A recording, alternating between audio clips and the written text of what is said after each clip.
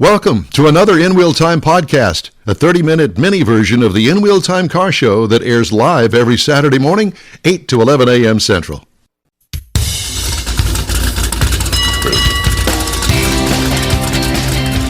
Live from Studio A and inside the Sugar Shack World headquarters, it's the In Wheel Time Car Talk Show. Somebody's got a red face over here. Coming up, we talk to Hugh Man from the Houston Community College about its EV curriculum. You listening, EV fans? It's for you. Jeff has a segment on USA road trips and famous driving destinations. Conrad will have the racing calendar and the car clinic. And we'll also have the stories making automotive news headlines this week.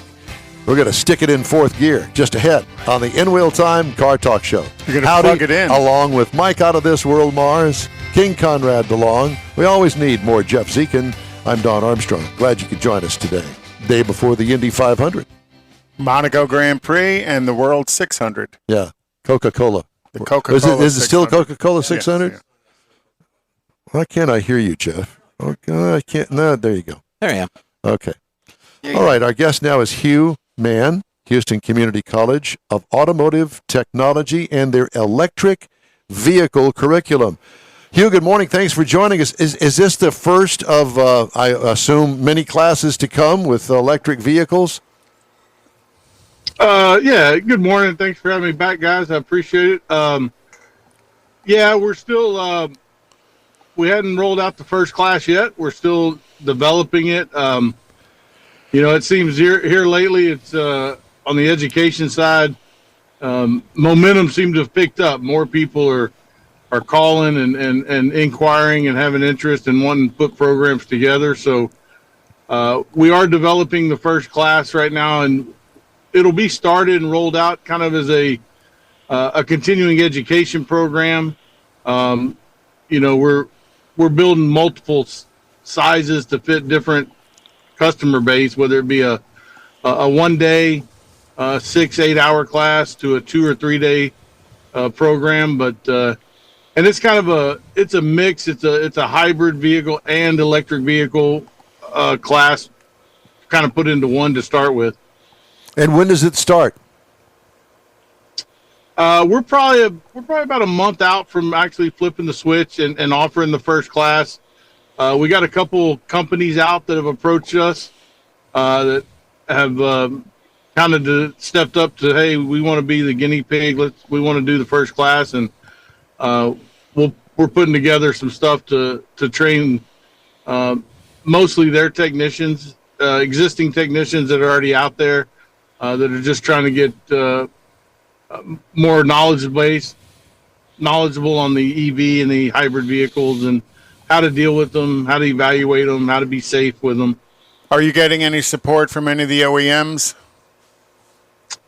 Not a lot. You know, like with most OEM training, they kind of have their own program. They want their guys to go to their own program. What we're focusing on is a lot of the aftermarket shop areas, people like CarMax, Firestone, NTB, some organizations that have fleets. You know, we work real close with the city of Houston, doing some training for them and working out some of theirs, along with we've even been in discussions with Metro and doing some stuff with them. Metro just took delivery of their first fully electric bus, so they're looking to do probably looking for a place to plug it in. Very possible. Yeah, I can't. So would the charger be the same as a regular car charger with that thing that you plug in there? A huge, big. It's a great big plug. Thing. I mean, Great big plug. Well, I mean, would it be a great big plug? Probably a thicker cord or thicker. I don't know. Cable. I mean, It I'm depends just on asking. just depends on how much power you're trying to push Exactly. into it in a period of time. Well, there's that, but I can't imagine a bus powered by electric motors and batteries. Can you imagine how much it weighs without that? Well, Hummer's Yeah, but 9,000 pounds. It's the voltage and stuff that's going to make the difference. And I'll be willing to bet you a 240, like a supercharger, is still used, and it's going to be that bigger 240 type plug. So, hey, Hugh, out at Houston Community College, to do EV training, they've got to make a pretty decent investment in your training program, not just in equipment, but in the infrastructure of the shop, of the power sources to do recharging and stuff, as well as the safety. I know my thing is, first thing you need to do when you learn how to work on an electric vehicle is how to pull the guy off that got bit. Whether you use a 2x4 or the swimming hook. Well, they got to understand the value of it too. What's the ROI for the school? Yep. Well, I think the return on investment for the school will be pretty good because there's nobody else out there doing EV training to speak of, except Outside the OEMs. of the OEMs, yeah. Which means that the independent aftermarket shops have only one, and that'll be your program, will only have one resource to go get trained on. I know there's some independent training that goes on it, but not very much. So it'll be nice to see a regular program that independent shops can go to learn about their EV program, their EV vehicles. Yeah, to my knowledge, there's some private companies out there doing some training. I don't know of any of the other local community colleges or local colleges that have any programs in place yet. I'm pretty sure we're all working on them. The biggest thing with the big trucks and the buses, from discussions I've had with a couple other people, is, and this is one of the things that really hampers the commercial industry from going fully electric, is the time frame it would take to charge one. Right. You can't really do the rapid charge on them like you can a car because of the power that they take, the heat generated to do some type of rapid charge. Just, you wouldn't be able to do it. They basically would have to park overnight and charge at a longer time frame, which kind of limits them to a regional type delivery truck or something that's going to stay close. I don't see them going over the road anytime soon. And to do a fleet of buses, let's say you're trying to charge 30 or 40 buses overnight, you might as well roll in a generator, an electric generated train, and use the generator on that to charge all the rest of them, because that's the only thing that's. I was thinking about bringing up the South Texas Nuclear Power Project. There you go. Just hook it up to that. And for a rapid charge on a rapid transit. Ooh.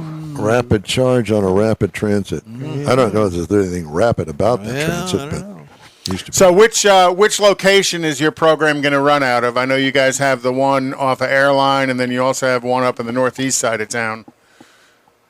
Yeah, the continuing ed, we'll start it probably at our what we call our North Forest location. It's the one over off more northeast, off East Little York and Homestead area. It's our newer facility. We got a little extra room over there, so it'll be started there. Eventually, we'll offer it at both locations. And were the Prius cutaway cars, were those donated to you from Toyota, or how did you guys acquire those? I've got some video I'm going to pull up while you're talking about that, Hugh.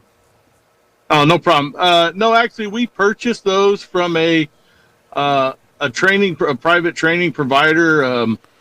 They started making them. I think other than their demo one that they first built, I think we got the first two, and they are they're second gen Priuses. The neat thing about them is, obviously, they did kind of cut half the car away. In the pictures, you can see on the back side, there's one where you can see the hybrid battery.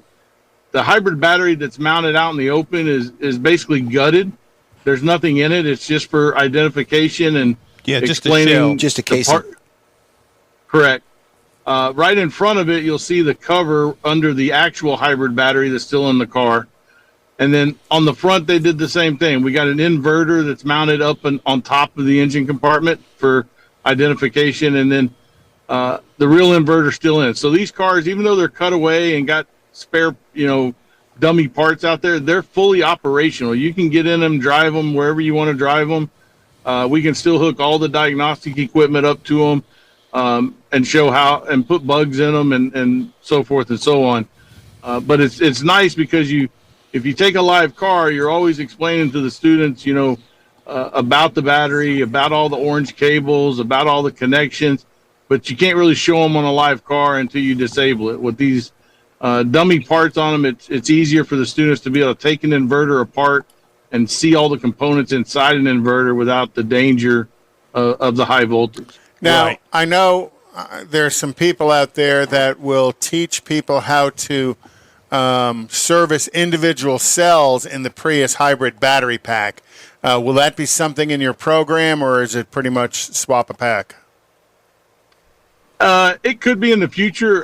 Right now, it's just swapping out the battery itself, changing the battery. Our first class, the first 1 day class, primarily is a safety class more than anything. How to be safe, where the danger parts are, and then we get into some basic testing of how to tell whether a battery's or whether the hybrid battery is good, if it's good, bad, if it has an issue, and then swapping that battery out. And just kind of covering the basics, the difference between a 12 volt and the high voltage side and so forth. Yeah, we had, was it last week? We had a company on that actually is selling a device to basically sniff the battery, to simplify it, to sniff the battery for outgassing. Yeah. And that outgassing is an indication of the probability of a thermal runaway. As the battery gets hot and expands, that outgassing, their device sniffs for the outgassing of it. And a pretty interesting interview I thought we had with him last week, because it's a technology I think there's a real reason to have. And I know electric vehicles and hybrid vehicles are truly a major part of the auto industry right now, and in the future are going to be even a bigger part. So to see you guys get involved in putting together a training program for the independent shops, I think is pretty important. And yeah, starting with safety is going to be the first thing. I remember when the Nissan Leaf first came out, I'd go into a Nissan store and they would get out the police tape and the stanchions, and they'd surround the car with police tape and stanchions. That was because you were there. But just to make sure they kept everybody away, because if that electrical system gets a hold of you, you're gonna stick, and that's where the hook or the ply or 2x4 comes in, is trying to pry you off of it. Well, I heard your interview last week with that gentleman. It was interesting. I started to do a little research into that myself, based off y'all's interview with him. And we kind of got those stanchions too that we put around the cars, and not only explaining the safety of where to touch, what not to touch, and on top of that, we even have a safety protocol in place of a lockbox to put the key fob in, and explain to them how far the key fob's got to be away from the car, so it can't, the car can't see the signal and can't energize the car while you're trying to work on it, and so forth. And also in the slideshow, I had some pictures in there, some electrical training boards that we've purchased. Yep. Those are made by a company called Lucas Newell. They're out of Germany. The first one is a hybrid electric vehicle simulator training board. It'll actually simulate 5 different powertrains, from a series hybrid to a parallel hybrid, series parallel hybrid, full electric and hydrogen. It's built where we can put bugs in the car. It's got its own built-in scan tool built into the board. It's designed to be used to train and to train guys for the ASE L3 electrical vehicle test. It's also the only electric vehicle training board that's endorsed and approved for Skills USA. It's what they use in their national contest for testing students on electrical vehicle diagnosis and troubleshooting. And then the second board that I had a picture of in there was also made by the same company, Lucas Newell. We got a couple of those, and it's a first responder training board. It's simply set up. It's got 4 or 5 scenarios that you can pick.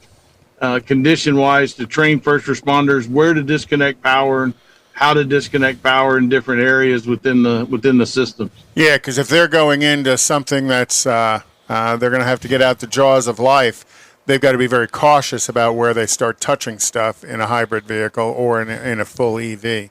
And it can hurt them as well as whoever's stuck in the car.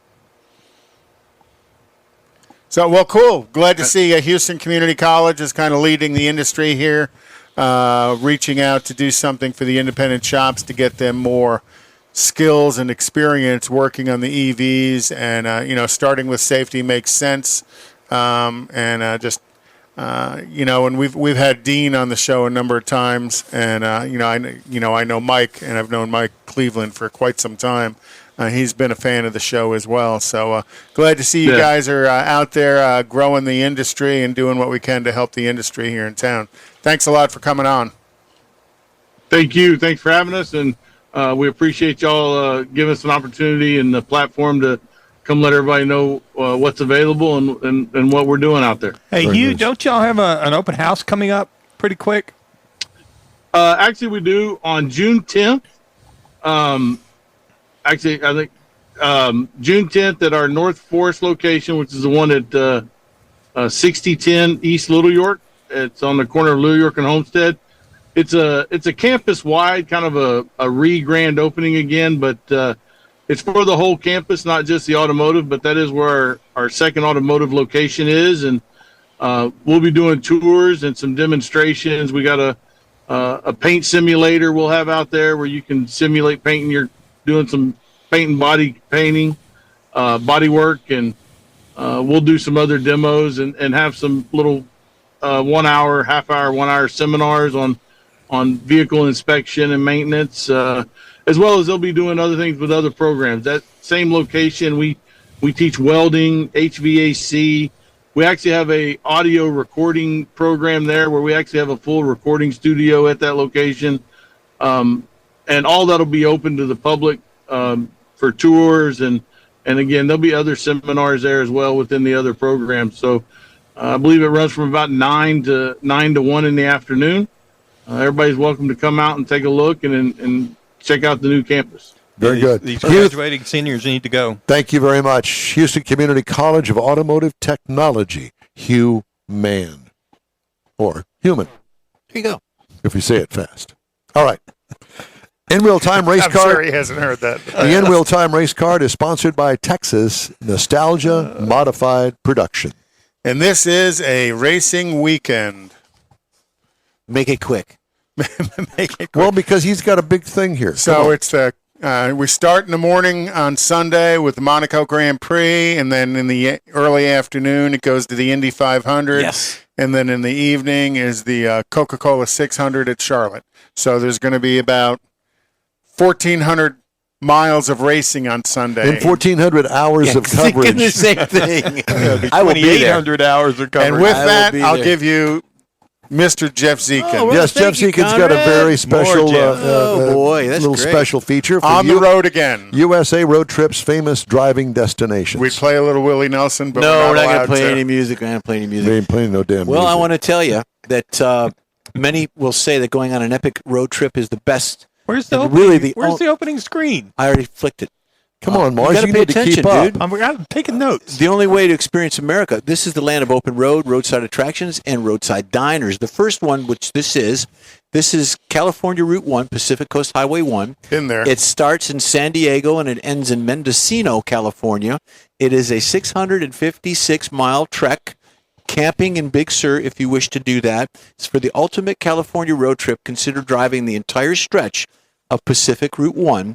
This epic route, which should take at least a week, some people take 2, brings you to some gorgeous coastline and small, bustling little towns. Stunningly beautiful It drive. is. It's gorgeous. You Absolutely. can stop in at the Hearst Castle just north of Cambria. You can. The next one we have is Route 66. What a classic.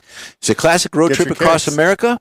It starts in Chicago, Illinois, and ends in Santa Monica, California. Or if you do the And that's what the reverse. sign looks like in Chicago, It Illinois, does. right? It does, and it actually takes Illinois, Missouri, Kansas, Oklahoma, Texas, New Mexico, Arizona, and of course it ends in California.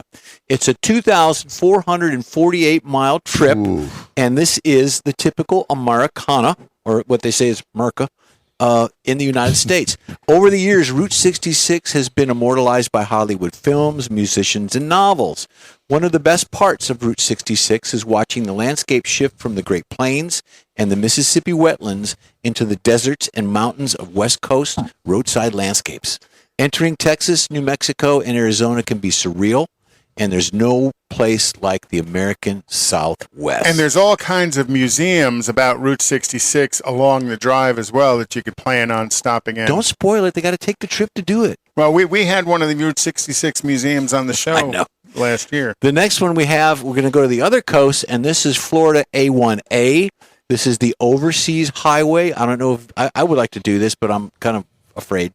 It's a 340-mile trip. It's all beaches. It starts in Amelia Island, Florida, and it ends in the Florida Keys. It's a 340-mile distance, like we said, driving across, Mike, what? The Caribbean Sea. Florida A1A runs the entire length of the Atlantic Floridian coast and further into the Caribbean Sea. Portions that connect the mainland to Florida Keys, which they call it the Florida Keys Scenic Byway, used to be called the Transway. You can't do that anymore. But it can be by, it just can't be trans. Considered engineering marvel as one of the highlights of the trip. Gliding across the Caribbean and Have the a likes gale of ride. Ernest Hemingway's home and Key West. You can also find some more smaller towns, quieter towns like Cocoa Beach and Vero Beach. There's still surfing out there. I got a friend of mine that's from Cocoa Beach. He said it's absolutely gorgeous. Someday we'll do that. But these are trips you got to take for the summertime. The next one, which is my favorite, another route, but this is Route 61. It's called the Blues Highway. It's some of the most significant musical sites in America. It starts in New Orleans and it ends in Wyoming, Minnesota. It goes through Louisiana, Mississippi, Tennessee, Arkansas, Missouri, Iowa, Wisconsin, and of course it ends in Minnesota. It's a 1,400-mile trip, and again, it's Merca. Route 61 is called the Blues Highway because it's been part of so many American musicians' lives. This means the greatest blues singers, rockers, country wailers at one point have been on this highway to drive to a road or drive to a gig on this road. There's the B.B. King Museum, Heartbreak Hotel, and some of the most hallowed music venues, concert halls in the country are along this route. The infamous crossroads where Robert Johnson supposedly sold his soul to the devil for fame at the intersection of Highway 1 and Highway 8. Sounds like a Charlie's Daniels band. I think music. so. Yep, years ago. But we're not allowed to play it. Not allowed to play it. That's right. No, we're not. Well, And I control that over here, so it ain't getting on the air. And the last one, folks, look in your backyard. You can take a day trip, and I reference this because when My we went backyard to does not look like that. when we went I can only to imagine. New Braunfels, coming back, Kathy and I had a great time stopping in all these little towns, stopping in all the little barbecue places, buying all the little knickknacks and things. New Braunfels, anything. But this is called Texas Hill Country. It's just west of Austin. The distance depends on you and where you want to go, Conrad. It's not just oil fields and deserts in Texas. You've got greenery. You've got a lot of biking trails, hiking trails, mountain off-road stuff that you can do, tasty barbecue. Consider a trip in your backyard. I'm looking forward to go to Granbury. It's going to be a blast. I agree. Yep. Well, thank And you, there sir. you have it. Well, that's Go great. enjoy the road this summer. I have an Indy 500 feature that I want to do now because I know how the show goes, and we'll run out of time before I get time to do it. Okay? Green flag that starts the Indy 500, scheduled for Sunday, May 28th, holds extra significance this year. This is from Automotive News. The 33 open-wheel cars will be the cleanest, greenest, and potentially meanest in the 107-year history of the classic American race. Indy cars will be burning 100% renewable biofuel using carbon-neutral motor oil and orbiting the oval on tires made of recycled plastics. Isn't this Even important? some of the support trucks delivering supplies to the track will be electric-powered. Now, you can poo-poo this if you want, but this is the way that it You're gonna be is. running on poo-poo? You just need to shut up and listen. This year, two 2.2-liter twin-turbo V6 engines will power Indy cars, one made by Honda, the other by Chevrolet. Now, do you understand the significance of 2.2 liters? Yeah. Tiny guys. Mm-hmm. Both often run at the limit of 12,000 RPM. Just a little bit bigger than a big bottle of Coke. Singer. Cranking out more than 750 horsepower as they reach speeds topping 230 miles an hour on the 2.5-mile oval. The sidewalls of the Firestone Firehawk tires that will be used in 5 races taking place on street tracks, such as the Detroit Grand Prix, feature a rubber made from guyule, pronounced waiuli, a woody shrub found in the deserts of the Southwest. Waiuli is probably best known as a source for natural latex used for gloves and medical devices. For IndyCar races run on oval tracks such as the Indy 500, the second version of the Firehawk tire contains recycled consumer plastics. It's made with recycled monomers that create a synthetic rubber and is resistant to wear. Those are just some of the highlights, but I wanted to get those stories in there for all you tree huggers out there. So it's supposed to be a carbon-neutral race environment at the Indy 500. Running on methanol. Well, and they've got the Indy organization has the technology to do that. It's not just them. They've got all these other resources that they can do that with. Wait till they do the Daytona 500 with EV. I'm sorry I cut you off because of all the fumbling with the microphone you're doing over there. Well, that's it for Conrad. See you later. See you, buddy. One other story. Hyundai Kia still under legal pressure after settling lawsuits over car thefts. Despite Hyundai and Kia's agreement to a $200 million settlement on a class action lawsuit, the automakers still face a heap of lawsuits and pressure from influential stakeholders. Reaching the settlement that litigants welcomed last week is only one step for the automakers. They're still defendants in numerous lawsuits brought by entities seeking damages they claim resulted from Hyundai Kia's decision not to include engine immobilizers as standard equipment on 9 million of their older vehicles on the road. Legal tangle was sparked by a wave of car thefts last year after a TikTok video demonstrated how to hotwire Hyundai and Kia vehicles that lack an anti-theft device. To defuse the situation, Kia and Hyundai have offered owners of 8.3 million of the vehicle's software updates that will enhance the alarms. It also will be working to get steering wheel locks to owners whose vehicles are ineligible for the upgrade. It's a big deal. Big deal. A big deal. Remember? Yep. Remember? All right. The In Real Time Car Talk Show is available 24/7 through the iHeartRadio app. Just look for In Real Time Car Talk. We also video stream on Facebook, YouTube, and InRealTime.com. Podcasts are at your fingertips on over a dozen of the most popular podcast outlets. The In Real Time Car Talk Show continues right after this quick break. Everyone at the Tailpipes and Tacos Cruise In at the Lupi Tortilla Tex-Mex in Katy, thank you for participating in the best cruise in around and look forward to seeing you again. You'll hear about the next cruise-in date right here on In Real Time. Next time you're in the West Houston Energy Corridor area, be sure and stop in at the original Lupi Tortilla Tex-Mex at I-10 and Highway 6 or the Katy location on the Grand Parkway at Kingsland Boulevard. When passing through Beaumont or College Station, stop in and have Lupi's award-winning beef fajitas and frozen margaritas. There's always a celebration at Lupi Tortilla. Lupi Tortilla founder Stan Holt and his wife Sheila are winning racers on the NHRA drag racing circuit and have a collection of hot rods and classics that everyone appreciates. Look for them at the next Tailpipes and Tacos Cruise-In. The date will be announced soon and will once again be held at the Lupi Tortilla Tex-Mex on 99 and Kingsland Boulevard, just south of I-10 and Katy. We'll give you all the details right here on the In Real Time Car Talk Show and online. Donations benefit God's Garage. We'll see you then. You own a car you love. Well, why not let Gulf Coast Auto Shield protect it? Houstonian John Gray invites you to his state-of-the-art facility to introduce you to his specialist team of auto enthusiasts. We promise you'll be impressed. Whether you're looking to massage your original paint to a like-new appearance, apply a ceramic coating, install a paint protection film, nano-ceramic window tint, or new windshield protection called ExoShield, Gulf Coast Auto Shield is where Houston's car people go. Curbed your wheels? Instead of buying new, why not have them repaired? How about a professionally installed radar detector? Gulf Coast Auto Shield does that too. Get a peek inside the shop and look at the services offered by getting online and heading to gcautoshield.com. Better yet, stop by their facility at 11275 South Sam Houston Tollway, just south of the Southwest Freeway, and get a personal tour. Gulf Coast Auto Shield is your place to go for all things exterior. Call them today, 832-930-5655 or gcautoshield.com. The award-winning In-Wheel Time Car Talk Show is available on the most popular podcast channels out there in 30-minute episodes. We realize our 3-hour live show can be difficult to catch in its entirety, so now you can listen every day to a convenient, fresh 30-minute episode. Check us out on Apple Podcasts, Spotify, Google Podcasts, Amazon Music, and Audible, along with a dozen more. In-Wheel Time has the most informative automotive guest interviews and new car reviews, along with popular features including Conrad's Car Clinic and This Week in Auto History, along with automotive news headlines.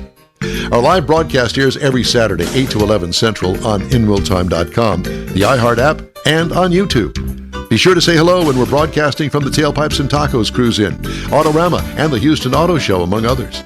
Now, it's easier than ever to hear about all things automotive all week long.